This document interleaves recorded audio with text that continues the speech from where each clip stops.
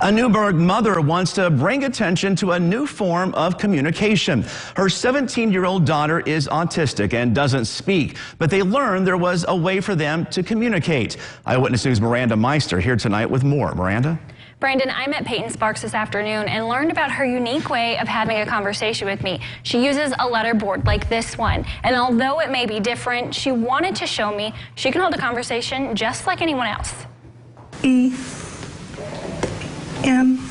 At a time when most kids are putting together short sentences, Peyton Sparks was losing her speech. 15 months old, she started losing words that she had. She had 12 words on her first birthday, and then it started regressing. Not long after her next birthday, they got more news. Got her official diagnosis of severe autism when she was 2.5, because the waiting lists were so long to get in, it took us a while. Peyton's mom, Carol, says from there, it was an uphill battle. She struggled a lot, and now I recognize it, and now she's told me it's because of the lack of communication. She never really had a good way to communicate. We tried several different things. Like I said, we've been in speech therapy since she was 20 months. But around her teenage years, that all changed. She started a new therapy that led her to her own form of communicating.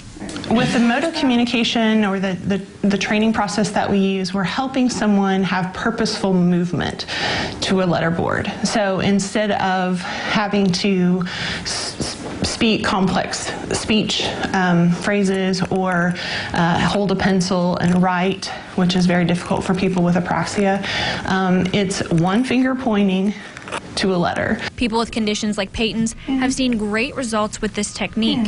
After a summer at camp, Carol says she had a whole new child.